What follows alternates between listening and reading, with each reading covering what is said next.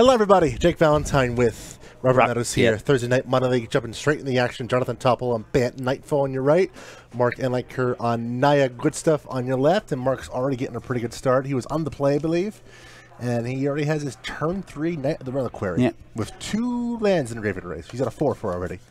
Yeah, sounds about right. Shabby. Not too shabby. Of course, Jonathan playing his promo for us there. Also, we apologize for the bit of a technical hiccup before we went live. We tried to boot the stream up, and the stream said no, so we had to reboot everything. But we're back. We're good to go. Mr. Meadows over here has his Valor Kit ready to eat. Yeah, it's in my book bag. Ready to go. Let's see what Jonathan. He's got a. Oh, that's a value play. Not a bad play at all. I mean, personally, I prefer getting Reflector Mage off a collected company, but that works too. Yeah. So, fun fact about this Knightfall, Jonathan's Knightfall deck. It's not really a Bant Knightfall deck. It's more of a. You just call it Knightfall. Knightfall as in Night Evoker, correct? So K and I. Yeah, not Yeah, not Night. It's Night not approaching Night. there we go. Oh wow, this is huge. He can't. Mark can't cast that Night. Did he reveal a Night off of? Yeah. Well, that's unfortunate. Mark's like, oh. Because Cascade says you cast. Yeah. But you cannot cast it, so that Night ain't gonna happen. So it just gets exiled. So like Mark. No, it Mark just spent 4 mana for 3/2 haste. Oh, it's a May, correct? Yeah. But like Mark just spent 4 mana for a 3/2 haste. Well, that's the what's it called? That's sometimes the luck of the draw. Yeah, exactly. The randomness, the variance. Now, important here, Mark already has his Keswick Wolfrun in play. Yeah, so the thing with the Knightfall deck, as I was saying, you can't just call it Bant Knightfall because they. I know Tople has a Keswick Wolfrun in his deck. Mm-hmm. So. Is he 4-color Knightfall then? Yeah, so no, it's just Knightfall. Like he's not. He's just Yeah, like company value. He's not comboing off anything. Oh no, he has combo. You see a Vizier Remedies in his hand. He's not playing the Retreat to Coral combo. Oh no, he is. He's just playing a bunch of combos. Yeah. So like you play, it's basically the deck just overloads your opponent with value. Interesting. And like they can play a finite amount of utility creatures. Mm-hmm. Like Tople has a Renegade Rallier. Which I imagine he really wants to revolt off this turn with the Reflector Mage at favorite. Though, to be fair, he's not going to get anything coming He up. can't get Reflector Mage. Well, he draws another Reflector Mage, and he has pretty interesting stuff in hand. Thank you for the follow, full Jez in full. Appreciate that. Both players at 19. Jonathan having a Jones Soda. Mark with a shock. It looks like down to 17. So right now, actually, it's like Jonathan's still at 20. Yeah, Tople can cord for 2 right now, so you may just cord for a Druid end of Mark's turn.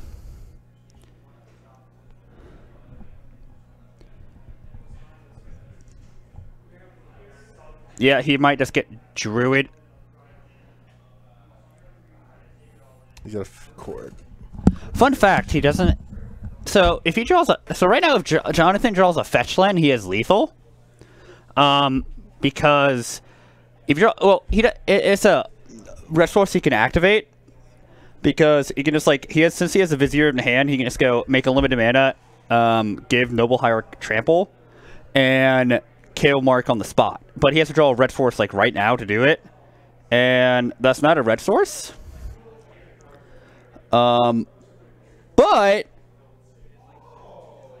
what he does have. What does he have?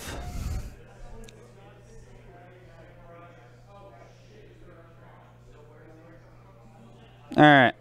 But right now, Tople...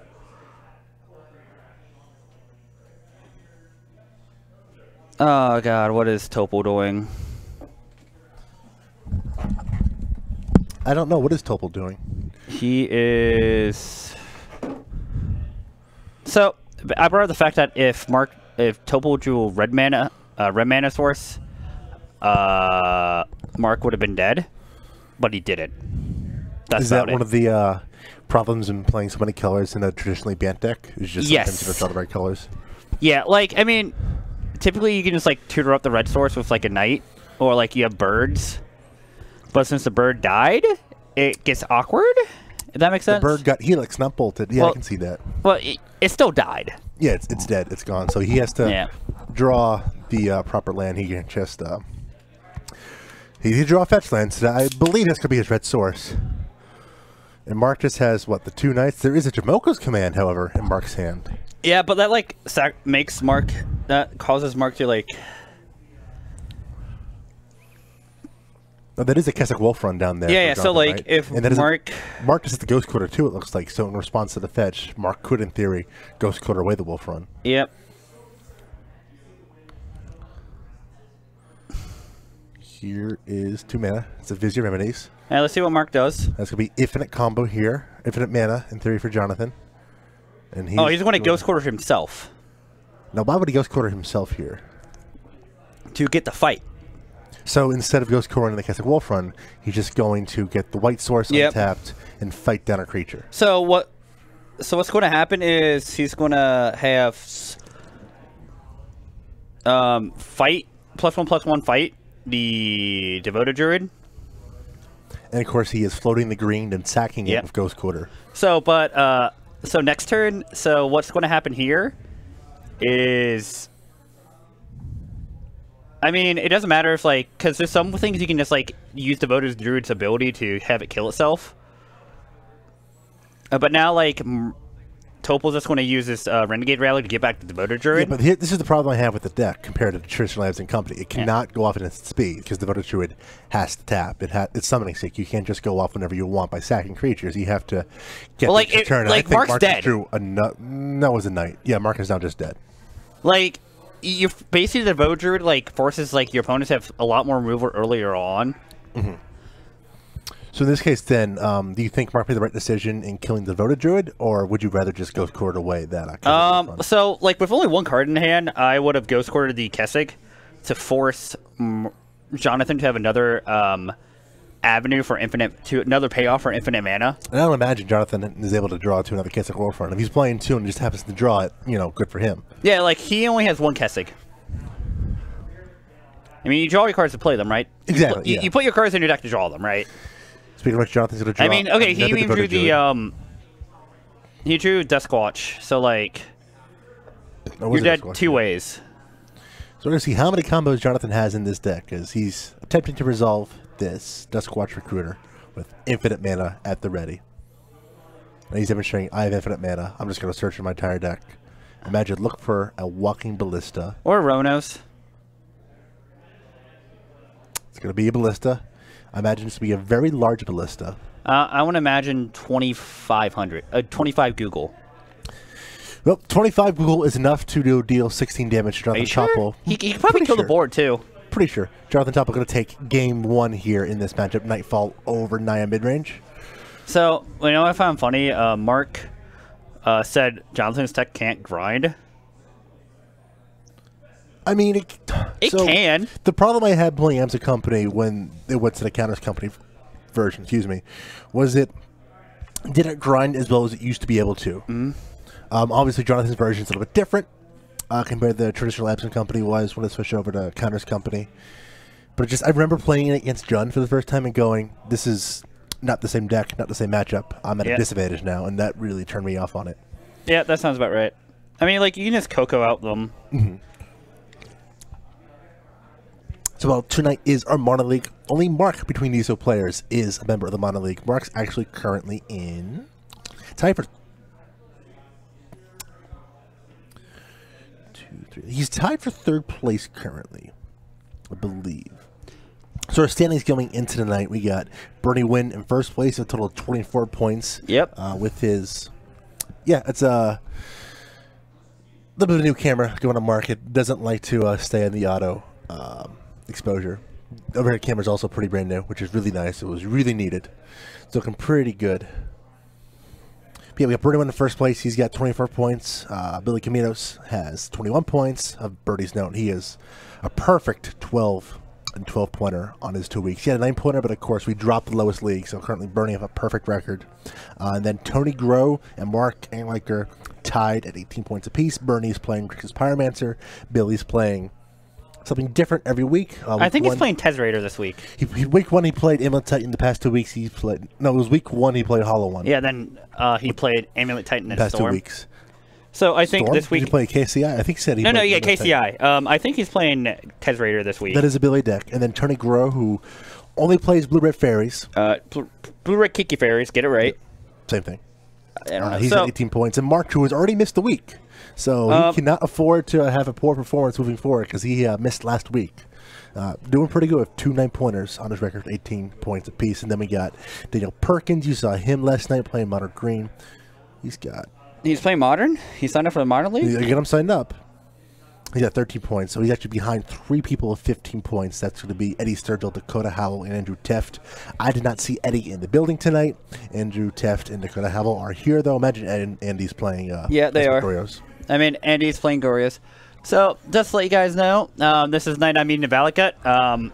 We'll probably do that between Round rounds. 2? Don't, at the end of round 2, want to do that? And maybe, we'll see it when the viewers get here. See, you know, we could wait for Goober to show up since he's a regular. That is true, yeah. I'm sure Goober, if you're here, let us know in the chat. Yeah. Because I'm sure Goober was asking about that Tuesday. Yeah. Also, like, I don't, like, I think he would be, like, sad if he missed that. if we get a $50 donate, up to 50,000 donations for dessert, Rob's going to have this brand new Lyra Dawnbringer he just won in the Seal Challenge. So $50 means we're eating 2 cards tonight. Other card. I mean, if you want to, how much was it in donations? Was it? I said 20. I mean, 20, yeah. I would have to go buy another one. The price for more Valor kits is 20. The price for a Lyra Dawnbringer is 50. So do with that what you will, as Mark has a turn 2 foil. I mean, Resurgence. Yeah, I don't know if that's foil. It may just be a camera. I think it is foil. I can see. I mean, he defoiled out this. He defoiled out his Naya deck. So I would be very shocked this was foil. Maybe it is Lenny. Jonathan turn 2 Vizier of Remedies. Oh! Follow up with a Noble This voice knows Polyarch. how to bash. He's going to follow that with Lord of Foothills. The OG Lord of Foothills. Yeah, like, I'd be very... 3. Yeah, I think it's just the camera thinking... Yeah, it might be that now. Yeah. It looks like the original. Yeah, it's definitely the original voice of Resurgence. Yeah, that's you can tell it's original because it has no silver sticker. Yep. No hologram from the Modern Masters. That was the Modern Masters 3. Modern Masters 2017, correct? Yep, and that's the original Noble because no silver sticker. Yep. Do you like how I know all this? Boom. I mean, it's pretty easy to determine. There's no hologram. Mark's going to fetch Shock. We might Jamoka's command here. Looks like it. Oh! Surprised he didn't do this. He's doing this before damage. So, Jonathan did it on 14. You mean before blocks? Yeah, well, I assume Jonathan announced no blocks in response before damage. Yep. Getting that extra point in the removal spell. Alright, so now Jonathan's going to untap. He's at no board state. He's behind the board. You try to witness the draw here. Not a bad one. But I mean, besides that, I don't think Mark has much going on in his hand. Jonathan Tople may just play the Knightfall in his hand just as a value creature and hope it sticks. And he only has to collect the company ready to go too. Yeah, so like he can just Coco. Kind of just like play Knight right here because like it opens those more avenues later on. Agreed, yeah. He may just get like basic force. This deck might play basic island. His basic promo for Jonathan only plays with those MPS promos. Yeah, he loves those things. They're not cheap either. No, they've gone up. Pretty interesting how the prices of foils, like the promos like that, are reacting just because there's so many. There's those Grand Prix 25th anniversary promos coming up too at Grand Prix Vegas, Kyoto, and there's a European one in there too. And he does play the Knight and passes it back to Mark. We see land. We see 3 lands. Yeah, I see 3. Mark's not drawing not hot. He's here's 3 mana. Oh, okay. We're booting up and we're going in. I think Mark just has to take. Tople just has to take 6, go to 7. He's doing just no hesitation to do that at all. Mark's and he's going to play a Wilder Nicodle. I need to get a play set a German one of those. Mark is representing quite a bit of damage next turn. Yeah, but like Tople has a Coco. He's got a Coco. He's got a Ballista in hand. He's got a Devoted Druid in hand as well.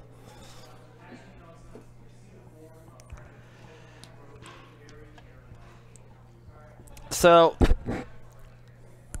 I imagine he just passes. He could just play Devoted Druid and pray. Okay, no, he can play Devoted Druid. And then, we just got a main. Oh.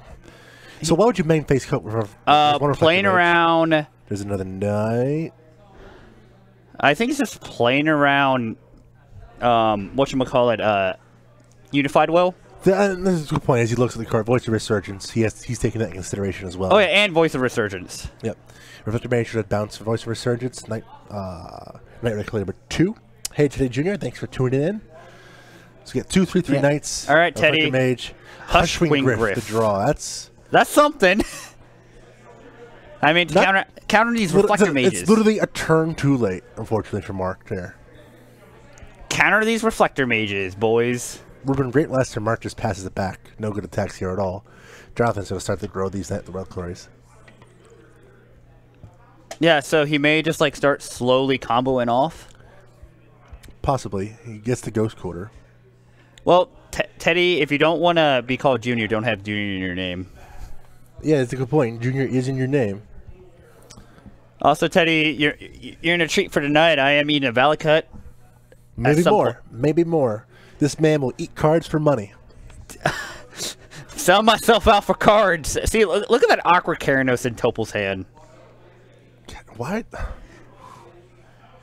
That's a bit of a spicy one there. I mean, you can chord for Keranos in this deck. Mark lost the first game by Jonathan just comboing out. Jonathan was able to combo Infinite Mana, played a Squatch Recruiter, and found a Walking Ballista for, you said, 26 Googleplex? 25 Googleplex. 25 Googleplex. It was a very big. Yeah. We don't mess around here. No. Devoted Druid is the play here. And then we're going to attack for 4. I imagine Mark's just going to take it. Just shrug it, whatever. Like, I don't think, yeah, like, because, like, right now, Hushwing Griffs is whatever. Teddy's got a pretty hot list for you to check out, apparently. Oh, God. All right, what colors? So how does Mark win this game from this point? Draws a removal spell right here. On the Devoted Druid? Yep. Even then, it kind of gets hard. The Windswept Heath was not a good draw. Yeah, he's got 2 lands, that Voice of Resurgence. He plays one of those lands. He can 10. attack for 2 pretty freely. Here we go. Yep, for free. If he finds the Bolt of the Helix, this is a 2-turn clock. All right. Teddy sent me lists. Oh, is this the aggro Jun thing? No. Oh, this is just Jun Death Shadow. Okay. Oh, that's not that hot. What's the spice? I can't tell that much. One of our partners, Dylan Hovey, is a pretty big advocate of playing the 4-color Shadow decks, the Jun Shadow decks. Hey man, He's written about it? Dylan Hovey. Yep. This all is right. Play here. All right. This Tople's going roundabout. Well, doesn't this kill Hushwing Griff? Oh! It is a 2/1, so he's able to kill Hushwing Griff. Oh, he can't. Also, he can't what? He can't Ewit back the Vizier. Because that's right. He can't Ewit anything because of the. Wait. Okay. Wait. He might still be able to get this. Yeah. So here we go. With Hushwing Griff down, here comes the Eternal Witness. Your Eternal Witness gets the trigger. He's going to target. So so what Tople has to do, he has to float white with the Hollow Fountain. He's going to use a Knight to sack it. So he's representing mana? Yeah. So he's going to use a Knight to sack it, get a land. He gets those big dice represent some mana. Yeah. He's going to get a land. He's going to cast a Vizier. He's going to make infinite green, float red with a... No, do not... No. Is it Keswick Wolf Run? He's going to float red, I imagine? Okay. He's running this in a different way. He's doing he's got 1... red and... 1 red, 1... Whatever. Green? Is this going to be a basic forest, probably? Yes, it is. Okay.